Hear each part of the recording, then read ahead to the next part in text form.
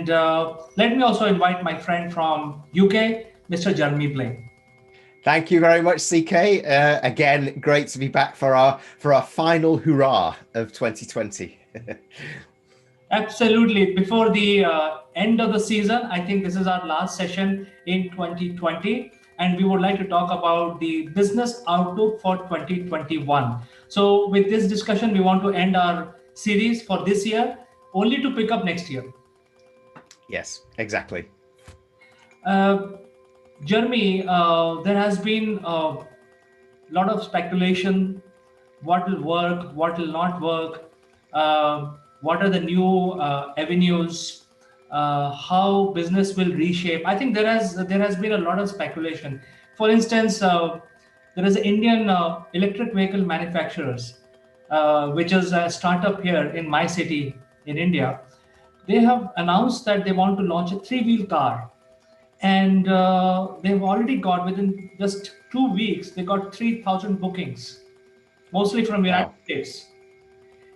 I think this is one of the example of what will happen. You can manufacture in India, but your clientels are in the US, and the car is completely solar. And their punchline is that you never have to charge your vehicle. So, Yeah, great. right. So I think what do you think? What will happen? What is your opinion in terms of your understanding from the global scenario? Well, I, I'm going to put a bit of a positive spin on it, actually, CK, this time, because I see opportunity for 2021. Honestly, I do. Many of us have learned to do things differently through 2020. It's been tough, there's no doubt about it. Many organizations are still on the line between survival and failure. Some have failed, some have found ways through. And we've discovered new ways of working and new possibilities, which were not there before because people hadn't been forced over this precipice of change, which is what we've seen this year. So it's taken a long time to get through this. And while I still think we will live with the pandemic for a while to go yet, even though there is the vaccine to come, that will still be there in the background, but we will start to do things and be more active in moving forward while recognizing that. So with that in mind, organizations will start to look again and look at their 2021 and start to think about where are our possibilities, where are our big plays, how do we reshape strategy so it's a little bit more fluid. We can learn from this year so that we have plan B and potentially plan C in place for next year, and then mobilize our resources behind that in new ways, having learned from what we're doing this year. So I feel that there is a more enlightened and a more positive way forward possible, CK. I think a lot of corporations and a lot of organizations across the world, some of them basically took some drastic measures, and some of them waited for the good times. But net, I think everyone has a great learning, and my assumption is that whatever people have learned this year in 2020, they will basically make actionable items or actionable events next year. For instance, some of these large companies have already announced that they will be working from home for next 3 years. But then there are so many companies. I think the whole box needs to be opened. The lid needs to be opened for the new action point for the entrepreneurs. So, what do you think are the key learning which people need to implement in 2021? Well, actually, if I come at that in a different way, and the way that I've looked at it and the way that I've started to talk to my customers about it when they talk to me about it as well, there are three distinct phases that it looks like that many organizations are going through when they're looking at their 2021 planning. The first is consolidation, the second is reorientation, and the third is build. So consolidate is thinking about at strategic level, where are we on our transformational journey? That could be the macro transformation like digital or workforce, but for many, it's the operational transformation around remote, virtual selling, how we do things differently now, what we keep because it's proved to be a great practice, and what we try and do differently because we've learned from it. So understanding where they are now is one of the biggest studies that many organizations are doing to inform how strategy is being defined for next year. And that is also including, which I'm really pleased to see, not just the business and the bottom line, but it's starting to include those things that we've talked about of being imperative this year, which is what about our people? And what about the communities within which we serve? What do we need to do differently so we're bringing people along with the journey? And that is great to see some leaders starting to having those conversations, a lot more actually than there were coming into 2020. So that's consolidation. The reorientation then is a focus on one of the biggest issues of the past 5 years, which is strategy implementation. So a reorientation from the leadership team to move down a level from where they're looking and start to think about implementation and how we do things. So the discussion has moved in the boardrooms and in executive meeting rooms, be they remote, away from what we need to do to how we need to do things more effectively. Again, looking about how do we look at the plan for our people? How do we continue the journey of more efficient working and productive working? Be it remote working, be it a mix between face-to-face or office-based and remote, and be it going to market in different ways as well. So how have we reorientated our marketing? How is our sales actually evolving so that we can keep some of this good stuff and go to market slightly differently? And what have we learned, and what do we understand of our consumers or customers?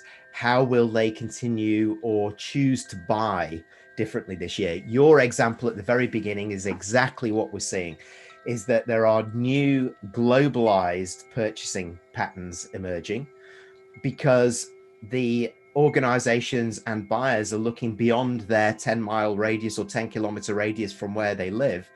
And they're starting to realize that as a business, they can start to source globally. They can start to look at talent globally, but also they need to start looking cross borders for their business, because for some countries their business may have dried up.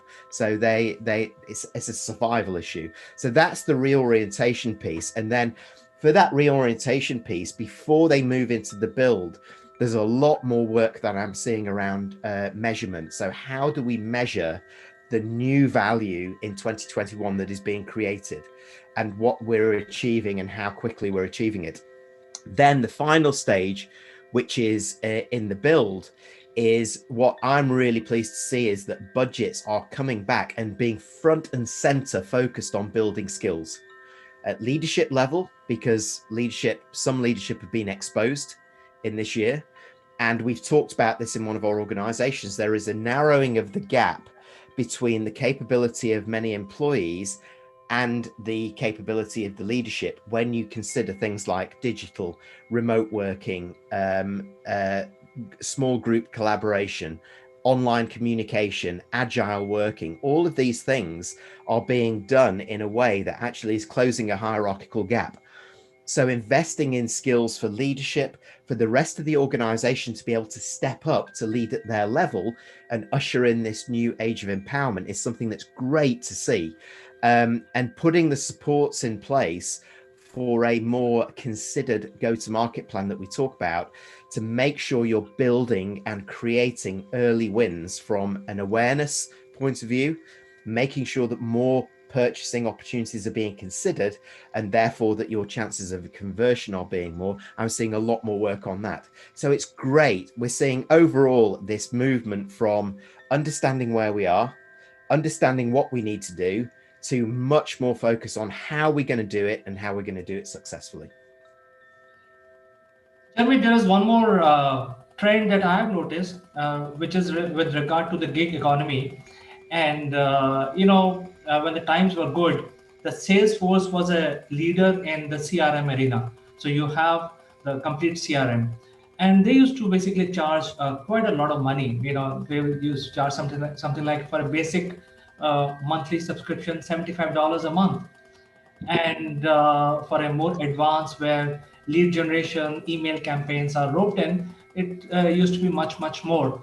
But now, what is happening is to support the gig economy, the Facebook is really taking a lead in this because they have started the ad manager. They are bringing in a lot of other functionality into ad manager. You can generate campaigns. You can do it absolutely free of cost. You can extend the reach of, within your network and beyond it using simply just the ad manager functionality. So I think there are lots happening in the Facebook arena, and there is a sort of a competition going on between these social media platforms. LinkedIn is not doing Yeah. much, although they were much ahead in the race, but they are not adding any applications. They are not adding even the live sessions, which Facebook is quickly embarked and giving competition to YouTube. So, from your point of view, for next year, to support the gig economy or people who wants to get into the opportunity, what they should do in terms of finding new clients, in terms of building their own pipeline and CRMs? Well, um, I actually think we're moving away from legacy systems and platforms, in fact, and we're looking at a new generation of ecosystems that bring a lot of these things together, particularly for the gig economy. So there's a platform stroke ecosystem, which is not even launched formally yet, coming that I've seen in Denmark called Pro Collective by one of the founders, Nicholas Schroeder, which is bringing together, if you like, the organization enterprise side with a much more formalized approach with the gig economy behind the trend that we've already talked about around this rise of the independent workforce and the need to formalize what has been the informal. But also, I believe that there are problems because you mentioned Facebook, but there are many organizations that simply can't use Facebook. Particularly from a B2B perspective, it's not the right platform potentially for them. Some for B2C and B2E, particularly, yes, Pinterest and others still are there. There's been more movement away from Facebook to Instagram, interestingly, from some B2C, and therefore new elements coming up. And again, and to raise your point about the traditional CRM, there's been reaction in some of the smaller organization giggers and so on against these big platforms because they simply can't afford them. So pricing models are being challenged, not just at big CRM and large platform and enterprise system levels, but even the tools that we've been used to using this year, like Adobe Connect, GoToMeeting, Zoom, all of these things. Pricing has come down, because they realize that this rise of the gig economy, you've got one person bands setting up their business or very small collective businesses of 3 or 4 experts. They're not going to be investing that much. They're looking at what they can build together as a web, as an ecosystem that puts this together, gives them easy access to route to market, utilizes tools which are much more efficient for them in going to market. Some that even aren't perfect yet. So LinkedIn Sales Navigator, for example, it's not a perfect tool, but for small businesses and independents, it can really work well at warming up leads, capturing intent, but also sharing insights and then starting to convert into real business conversations.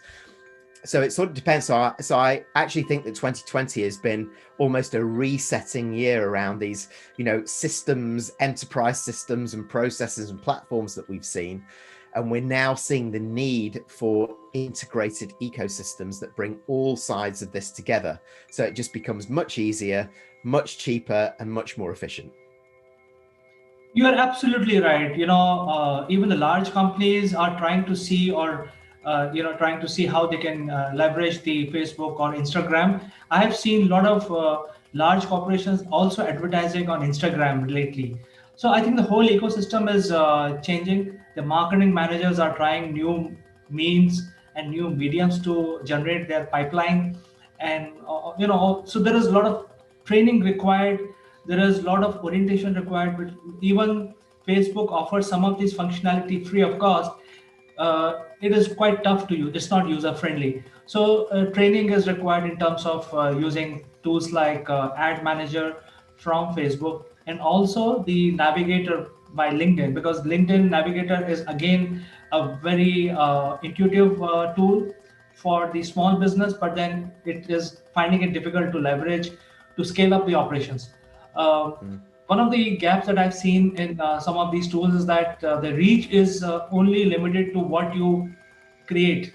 So, like for example, Navigator, you have to build your own pipeline, and Mm. this is the against the ethos of social media, because the social media help you connect with 10,000 people in with just one message, whereas in Navigator you have to spend more time, bring more people, and then you work on that small group of people. So how it is different from chimp mail, for example?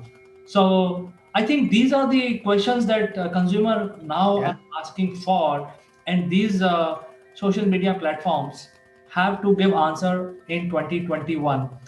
I think the last word I can have from you, last advice, what these media platforms should do to rope in more and more clients and become global leaders.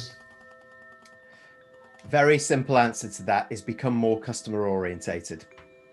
Its customer centricity is absolutely critical for this. And what a lot of these platforms have missed are some of the trends around the growth of the independent workforce, the way the workforce is mixing and shifting, the way organizations need to go to market, the growth of entrepreneurship and small businesses that don't have those same same legacy ways and means to go to market and are exploring new ways. So they're not doing enough in going to investigate what their audience actually needs now and how that has evolved. And LinkedIn is a great example of that. It's like I said as well, it's not the perfect tool, but it can be used if you're prepared to put in the work. But there are some simple things that they could do that would make that, I'm sure, a lot more efficient. Although I must say I use it, and I'm used to doing that. I'm happier, in fact, doing it, because it doesn't overwhelm me with the traditional way of doing these things, where I get 1,000 contacts coming in and I'm having to try and figure out, where's a real lead and where's not, and who I really want and who I really don't.